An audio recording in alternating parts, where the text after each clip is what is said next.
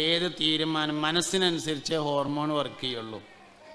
നല്ല പച്ച പുളിങ്ങ, പൊഴുക്കാത്ത പുളിങ്ങ, മരപ്പുളി, നല്ല പച്ച പുളിങ്ങ ഇങ്ങനെ നല്ല പൊടിപ്പ് ഇതിലിങ്ങനെ മുക്കിയിട്ട് അങ്ങനെ ഇങ്ങനെ തിന്നണ ഇങ്ങനെ മനസ്സിൽ വിചാരിച്ചാൽ പുളി ദഹിക്കാൻ ആവശ്യമായ ഹോർമോൺ വായ പ്രൊഡ്യൂസ് ചെയ്യും.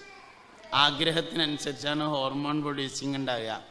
അപ്പോൾ 3 കൊല്ലം വേണ്ടാന്ന് തീരുമാനിച്ചപ്പോൾ അതിനനുസരിച്ച് അവനിൽ ഹോർമോൺ പ്രൊഡ്യൂസ് ചെയ്തു എന്നുള്ളതാണ് അവന് കുട്ടികളുണ്ടാകത്തിൻ്റെ കാരണമായത്.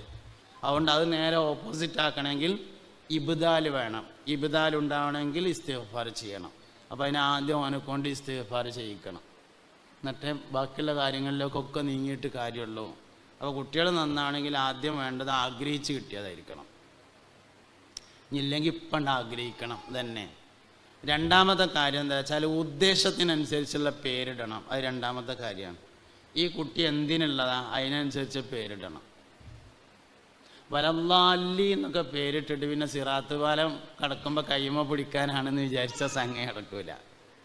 ഒരിക്കലും ഉമർ ഖത്താബ് റളിയല്ലാഹുവിൻ്റെ അടുത്ത് ഒരാൾ വന്നിട്ട് പറഞ്ഞു, മഹാനവറുകളെ, എൻ്റെ ചെറുക്കൻ പറഞ്ഞു തന്നെ കേൾക്കൂലായിരുന്നു, അനുസരണ തീരെ അവൻ്റെ അടുത്ത് കൂടി പോയിട്ടില്ലായിരുന്നു. സയ്യിദനാ ഉമർ ഖത്താബ് റളിയല്ലാഹുവിന് ചോദിച്ചു, ഓനെന്താ പേരിട്ട് എന്ന് ചോദിച്ചു. അതിൽ പറഞ്ഞു, പേര് ജുആൽ എന്നാണ് പറഞ്ഞു, വണ്ട് എന്നാണ് അതിൻ്റെ അർത്ഥം. നേരാവൂല, ആദ്യം പോയിട്ട് ആ പേര് മാറ്റിയിട്ട് വായോ എന്ന് പറഞ്ഞു. ഉദ്ദേശത്തിനനുസരിച്ച് പേരിടണം. അബൂബക്കർ സിദ്ദീഖ് റളിയല്ലാഹുവിൻ്റെ മാതിരി ആക്കാനാണെങ്കിൽ സിദ്ദീഖ് റളിയല്ലാഹുവിൻ്റെ പേരിടണം, എന്നാൽ അതേമാതിരി ആവും. അങ്ങനെ ഇട്ടവരൊക്കെ അതേമാതിരി ആയിട്ടുണ്ട്. അതാ ഞാൻ വെറുതെ പറഞ്ഞതല്ല. ഇന്നലെ എനിക്ക് മടവൂർ മക്കാമിൽ പരിപാടി ഉണ്ടായിരുന്നു. CM മടവൂര്, അബൂബക്കർ എന്നാണ് പേര്. ഞാൻ അവിടെ ഈ വിഷയം പറയുകയും ചെയ്തു. അബൂബക്കർ സിദ്ദീഖിൻ്റെ പേരാണെന്ന് കരുതിങ്ങാണ്ട് വാപ്പട്ടിട്ടുണ്ടെങ്കിൽ സിദ്ദീഖ് റളിയല്ലാഹുവിൻ്റെ ഗുണം ഉണ്ടാവും. അത്തിപരസ്താദിൻ്റെ ആണ്ട് നടക്കുകയാണ്. മുയ്യദ്ദീൻ ഷെയ്ഖിൻ്റെ പേരാണെന്ന് കരുതി വാപ്പ പേരിട്ടിട്ടുണ്ടെങ്കിൽ ആ ഗുണം ഉണ്ടാവും. പേര് വളരെ പ്രധാനമാണ്. ഉദ്ദേശത്തിനനുസരിച്ച് പേരിടണം. അതിന് കുട്ടികൾക്ക് മാത്രമല്ല, സൂപ്പർ മാർക്കറ്റിന് പേരിടുകയാണെങ്കിലും അങ്ങനെയാണ്. എന്തിനാണ് അതിനനുസരിച്ചുള്ള പേര്? ജീവിക്കാനാണെങ്കിൽ അതിന് പറ്റിയ പേരിടണം. ആളെ പറ്റിക്കാനാണെങ്കിൽ അതിനനുസരിച്ചുള്ള പേര് മതി. എന്തിനാണെന്ന് വെച്ചാൽ അതിനനുസരിച്ചുള്ള പേരിടണം. പേര് വളരെ പ്രധാനമാണ്. അതിപ്പോൾ ഇനി വണ്ടിക്ക് പേരിടുകയാണെങ്കിലും അങ്ങനെ തന്നെയാണ്, കുട്ടിക്ക് പേരിടുകയാണെങ്കിലും അങ്ങനെ തന്നെയാണ്, ആർക്ക് പേരിടുകയാണെങ്കിലും അങ്ങനെ തന്നെയാണ്. പേര് വളരെ പ്രധാനമാണ്. എൻ്റെ വാപ്പ എനിക്ക് സാലിം എന്നാണ് പേരിട്ട്. സാലിം എന്ന് പറഞ്ഞ വാക്കിൻ്റെ അർത്ഥം രക്ഷപ്പെട്ടവരെന്നാണ്. ഞാൻ എവിടെ പോയാലും എങ്ങനെയൊക്കെ കൈസിലായി പോരലുണ്ട്. എൻ്റെ പേരൊരു പ്രധാന ഘടകം തന്നെയാണ്. പേര് പ്രധാനപ്പെട്ടൊരു ഘടകം തന്നെയാണ്, കൈസിലാവും. അപ്പം എന്താ സംഭവം എന്ന് ചോദിച്ചു കഴിഞ്ഞാൽ ലക്ഷ്യത്തിനനുസരിച്ച് പേരിടണം. ഹാഫിളാക്കാൻ ഉദ്ദേശിച്ചിട്ടുണ്ടെങ്കിൽ അതിനനുസരിച്ച് ഒരു പേരാദ്യം തന്നെ ഇടണം. ആലിമാക്കാനാണ് ഉദ്ദേശമെങ്കിൽ അതിനനുസരിച്ച് പേരിടണം. അല്ല ഫിറൗൻ്റെ മാതിരി ആക്കാനാണെങ്കിൽ അതിനനുസരിച്ചുള്ള പേരിട്ടാൽ മതി. ഏതാണോ അപ്പോൾ ഇതാ ഞാൻ പറഞ്ഞത്, 1 ആഗ്രഹിച്ച് നേടിയതായിരിക്കുക, 2 ഉദ്ദേശത്തിനനുസരിച്ചുള്ള പേരിട്ടിരിക്കണം. മൂന്നാമത്തെ കാര്യം, ഹലാലും ത്വയ്യിബുമായ ഭക്ഷണം തിന്നാൻ കൊടുക്കണം. നമ്മൾ കഴിക്കണതും അങ്ങനെ ആയിരിക്കണം, കുട്ടികൾക്ക് കൊടുക്കുന്നതും അങ്ങനെ ആയിരിക്കണം. ഹലാലായിരിക്കണം, ത്വയ്യിബായിരിക്കണം. എല്ലാ ഹലാലും ത്വയ്യിബാവൂല, എല്ലാ ത്വയ്യിബും ഹലാലാണ്. ത്വയ്യിബായാൽ ഹലാലാകും, ഹലാലായതുകൊണ്ട് ത്വയ്യിബാകണം എന്നില്ല. ഹലാലുകൾ കുറേ ഉണ്ടാവും. ജീവൻ നിലനിർത്താൻ വേണ്ടി പന്നിമാംസം, ചത്ത പന്നിയുടെ മാംസം തിന്നൽ ഹലാലാണ്. ത്വയ്യിബാവോ? ഇല്ല, ത്വയ്യിബാവൂല. എല്ലാ ഹലാലുകളും ത്വയ്യിബല്ല. ഹലാല് കുറേ ഉണ്ട്. ഹലാലായാൽ പോരാ, ത്വയ്യിബായിരിക്കണം. ഭക്ഷണം ത്വയ്യിബായിരിക്കണം. നമ്മൾ കഴിക്കുന്നതും അങ്ങനെ ത്വയ്യിബായിരിക്കണം. തേങ്ങ കച്ചവടമാണ് മൂപ്പരിക്കേ, തേങ്ങ കച്ചവടമാണ്. 100 തേങ്ങ എണ്ണിടുമ്പോൾ കേടുണ്ടാവാൻ സാധ്യതയുള്ളതിനാൽ 10 എണ്ണം ഏറെ. അതിന് കേടൊഴിച്ച എന്നാ പറയാം.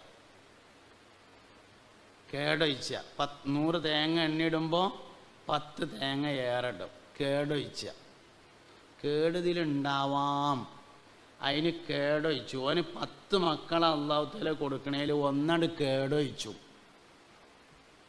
മനസ്സിലായോ എന്നറിയില്ല. അങ്ങനെ തന്നെ 10 കൊടുക്കണതിൽ 1 കേടൊഴിച്ച് കൊടുക്കും. അത് ഓൻ്റെ അടുത്ത് തന്നെ കേടൊഴിച്ച് എപ്പോഴും ഉണ്ടാവും, പോകൂല, എവിടേക്കും പോകൂല. അതന്നെ സംഗതി. എന്താ കാര്യം? ഹലാലായാൽ പോരാ, തൊയ്യബ. കച്ചവടത്തിന് അതിൻ്റേതായ ന്യായങ്ങളൊക്കെ ഉണ്ടായിരിക്കും, ചിലപ്പോൾ ഹലാലൊക്കെ ആവും. പക്ഷെ ആ 10 കണ്ട് എണ്ണിയിടുമ്പോൾ മുതലിൻ്റെ ഉടമസ്ഥൻ്റെ കൽബിലുണ്ട് ഒരു പിടക്കൽ. ഇതിൽ എന്ത് കേടുണ്ടാവും? ആദ്യം തന്നെ നല്ല നോക്കി മേടിയൊക്കെയിട്ടാവോ എണ്ണിയത്, എന്നിട്ട് പിന്നെ എന്ത് കേടായാലും ഒഴിച്ചാലുള്ളത് തന്നെ സംഗതി അറിയണത്. അതെല്ലാറ്റിനും ബാധകമാണ്. ഇന്നെല്ലാവരും കച്ചവടക്കാരാണ്, ഒരു നിലക്ക് അല്ലെങ്കിൽ മറ്റൊരു നിലക്ക് എല്ലാവർക്കും കച്ചവടമാണ്. നല്ല അമലാണ് കച്ചവടം, ഒരു പ്രശ്നവുമില്ല. ചെയ്യുന്ന ജോലികളിൽ ഏറ്റവും പ്രധാനപ്പെട്ടതും വളരെ വലിയ കൂലിയുള്ളതുമായൊരു കാര്യമാണ്. സിദ്ദീഖ് റളിയല്ലാഹുവിന് കച്ചവടമായിരുന്നു, ഉമർ ഖത്താബ് റളിയല്ലാഹുവിന് സ്ഥലക്കച്ചവടമായിരുന്നു. സിദ്ദീഖ് റളിയല്ലാഹുവിന് ടെക്സ്റ്റൈൽസാണ്, ഉമർ ഖത്താബിന് സ്ഥലക്കച്ചവടമാണ്, ബ്രോക്കറാണ് സയ്യിദുനാ ഉമർ ബിൻ ഖത്താബ് റളിയല്ലാഹു അൻഹു. ഒരു പ്രശ്നമില്ല, കച്ചവടത്തിനല്ല പ്രശ്നം, ചെയ്യണത് നേരങ്ങത്തിലാണ്. അതിപ്പോൾ കച്ചവടത്തിന് അങ്ങനെയൊക്കെ കുറച്ചൊക്കെ ഉണ്ടാവൂലേ, മക്കളിൽ കുറച്ചൊക്കെ ഇങ്ങനെ ഉണ്ടാവും, അതന്നെ ഇങ്ങനെ ചെരിച്ചങ്ങാണ്ടൊക്കെ ഉണ്ടാവും, അതന്നെ സംഗതി. കച്ചവടമാകുമ്പോൾ അങ്ങനെയൊക്കെ കുറേ വർത്താനം. രാഷ്ട്രീയത്തിൽ ഇപ്പോൾ കുറച്ചൊക്കെ നുണ പറയേണ്ടി വരൂലേ എന്ന് ചില ആൾക്കാർ പറയും. രാഷ്ട്രീയം എന്താ നുണ അറിയാനുള്ള സർട്ടിഫിക്കറ്റാ? അങ്ങനെയൊന്നുമില്ല. ഗൗസുൽ ആദം വലിയ രാഷ്ട്രീയക്കാരനാണല്ലോ. ഷെയ്ഖ് അബ്ദുൽ ഖാദിർ അൽ ജീലാനി റളിയല്ലാഹു അൻഹു 4 അബ്ബാസിയാക്കളുടെ കാലഘട്ടത്തിൽ ഭരണത്തിൽ പങ്കുചേർന്ന രാഷ്ട്രീയക്കാരനായിരുന്നു ഗൗസുൽ ആദം. ഗൗസുൽ ആദം രാഷ്ട്രീയക്കാരനാണ്. മുഹമ്മദ് നബി രാഷ്ട്രീയക്കാരനല്ലേ സല്ലല്ലാഹു അലൈഹി വസല്ലം? സുലൈമാൻ നബി അലൈഹി ഇസ്ലാം രാഷ്ട്രീയക്കാരനല്ലേ? ദാവൂദ് നബി അലൈഹി ഇസ്ലാം രാഷ്ട്രീയക്കാരനല്ലേ? രാഷ്ട്രീയത്തിൽ എന്താണെന്ന് അറിയാൻ പറ്റുമോ? അമ്പിയാക്കളെ നിൽക്കും, ഔലിയാക്കൾ നിൽക്കും, ഇങ്ങനെയൊന്നുമില്ല. അതൊക്കെ വെറുതെ പറയാണ്. കച്ചവടമാകുമ്പോൾ അങ്ങനെയൊക്കെ ഉണ്ടാവും കുറച്ചൊക്കെ. സുബഹി നിസ്കാരത്തിന് 5 വക്തിനും പള്ളിക്ക് വരും, സുബഹിക്കും പള്ളിക്ക് ഉണ്ടാവും. സുബഹി കഴിഞ്ഞിട്ട് ഒരു ജുസ് ഖുർആനും ഓതും. എന്നിട്ട് മൂപ്പര് പോയിട്ട് സൂപ്പർ മാർക്കറ്റ് തുറന്ന് വെച്ചിട്ട് ചൈനയിൽ നിന്ന് സാധനം ഇറക്കിയിട്ട് ജപ്പാൻ്റെ സ്റ്റിക്കർ ഒട്ടിച്ച് വിൽക്കുക. എന്നിട്ട് പിറ്റത്തെ റമദാൻ മാസത്തിൽ ഉംറയ്ക്ക് ഈ സ്റ്റിക്കർ മാറ്റിയ സാധനം കൊണ്ട് ഉംറയ്ക്ക് ആർക്കാ ഓൻ്റെ ഉംറ വേണ്ടത്? ആദ്യം സ്റ്റിക്കർ നേരാക്കിയിട്ട് വേണം ഉംറയ്ക്ക് പോകാൻ. ഹലാലാകാൻ ഒരുപാട് വഴിയുണ്ടാവും. തൊയ്യിബായിരിക്കണം ഭക്ഷണം തിന്നണത്. നിങ്ങൾ പറയാൻ മറന്നാലും ഞാൻ വരാൻ മറക്കണ്ടെന്ന് കരുതിങ്ങാണ്ട് ഇങ്ങോട്ട് പോകുന്നതാണ് എന്ന്. കല്യാണത്തിനെ പോണേന് കുഴപ്പമൊന്നുമില്ല, ചോറ് കഴിച്ചരുത്. ചോറ് അഭിമാനമില്ലാത്ത ഭക്ഷണം തൊയ്യിബാവില്ല. അഭിമാനമില്ലാത്ത ഭക്ഷണം തൊയ്യിബാവില്ല. ഈ കുറ്റിപ്പുറത്തുനിന്ന് പാലം കടന്നിട്ട് ഇങ്ങനെ തവനൂർ പോകുന്ന ഭാഗത്തൊരു സ്ഥലത്ത് ഗൾഫിൽ നിന്ന് നമ്മളൊരു സുഹൃത്ത് ഏൽപ്പിച്ചൊരു പരിപാടിക്ക് പോയി. ഗൾഫിലൊരു പരിപാടിക്ക് മെനക്കെട്ടാൽ വിളിച്ചിട്ട് പിന്നെ ഒരു സുഖം ധൈര്യം ഉണ്ടാവില്ല, ഏൽക്കോളം വിളിച്ചു. അങ്ങനെ ഏറ്റു. അയാൾ ഇവിടെ നാട്ടിലുമില്ല, പോയി. അങ്ങനെ ചെന്ന് ഇങ്ങനെ വന്നപ്പോൾ പിന്നെ പരിപാടിയുള്ള ഏലും മാലും ഒന്നും ആയിട്ടില്ല, ആൾക്കാരൊക്കെ വരുന്നു, മൈക്ക് ഒച്ചപ്പെടുന്നുള്ളൂ. സംഘാടകരനോട് പറഞ്ഞു, ഭക്ഷണം ഈ പെരയിലാണ്, നമുക്ക് ഭക്ഷണം കഴിച്ചിങ്ങാണ്ട് വരാറുണ്ട്. ഞാൻ പറഞ്ഞു, എനിക്കിപ്പോൾ ഭക്ഷണമൊന്നും വേണ്ട, നമുക്ക് അവിടെ ഇരിക്കുക, എന്തെങ്കിലും ഉണ്ടെങ്കിൽ കഴിക്കാമെന്ന് പറഞ്ഞു. ചെന്ന് ബെല്ലടിച്ചിട്ട് നമ്മളിങ്ങനെ അന്തം വിട്ട് നിന്നു. അവസാനം വീട്ടുകാരൻ വന്ന് വാതിലൊക്കെ തുറന്ന് ചെന്നിങ്ങനെ ഇരുന്നപ്പോൾ അസ്സലാമു അലൈക്കും എന്നൊക്കെ പറഞ്ഞ് ഓലെ ഇപ്പോഴാ വന്നുങ്ങാണ്ട് വയത് പറയാൻ വരുന്ന മൂലയർക്ക് ചോറ് വേണമെന്ന് പറഞ്ഞത്. ഇപ്പോഴൊക്കെ പറഞ്ഞാൽ നമ്മളെന്താ കാട്ടുക? ഞാനാണെങ്കിൽ തൃശ്ശൂർ ആശുപത്രിയിൽ പോയിട്ട് ഇപ്പോൾ എത്തിയതുള്ളൂ പറഞ്ഞു. ഞാൻ പറഞ്ഞു, എനിക്ക് രാത്രി നോലുമ്പാണ് എന്ന് പറഞ്ഞില്ല, മനസ്സിൽ വിചാരിച്ചിട്ട് ഭക്ഷണം വേണ്ടായിരുന്നു. തിന്നാൻ പാടില്ല. മനസ്സിന് തൃപ്തിയില്ലാതെ തരുന്ന ഭക്ഷണം തൊയ്യിബാവില്ല, അതൊരിക്കലും. ഇനിയിപ്പോൾ പണ്ടാറടക്കാൻ പള്ളിക്കത്തെ മൂലയിലെ ചിലവാണ് ഇപ്പോൾ നാളെ, അത് തിന്നരുതേ, പണ്ടാറടക്കും. ഈ ഏറ്റവും രുചിയുള്ള ഭക്ഷണം കഴിക്കുന്നത് പള്ളിക്കത്തെ മൂല്യന്മാരാണല്ലോ. ഏറ്റവും രുചിയുള്ള ഭക്ഷണം ആരാ കഴിക്കുക? പള്ളിക്കത്തെ. എന്താ കാര്യം എന്ന് അറിയുങ്ങൾ? അതിൻ്റെ കാര്യം ഒരാഴ്ച മുമ്പ് മുതൽ തന്നെ വീട്ടിലുള്ള പെണ്ണുങ്ങൾ ഇനിയിപ്പോൾ വ്യാഴാഴ്ച മൂലയേറെ ചിലവാണ്, ഇനി വ്യാഴാഴ്ച മൂലയേറെ ചിലവാണെന്നിങ്ങനെ ആലോചിക്കും എന്നതാണ് അതിൻ്റെ കാരണം. അതേ ആലോചന പടച്ചോനെ 9 മണിയായാൽ പുതിയാപ്പിള വരുമല്ലോ, അതുകൊണ്ട് ഭക്ഷണം ഉണ്ടാക്കണമല്ലോ എന്ന് ആലോചിച്ചാൽ ആ ഭക്ഷണത്തിനും അതേ രുചി കിട്ടും.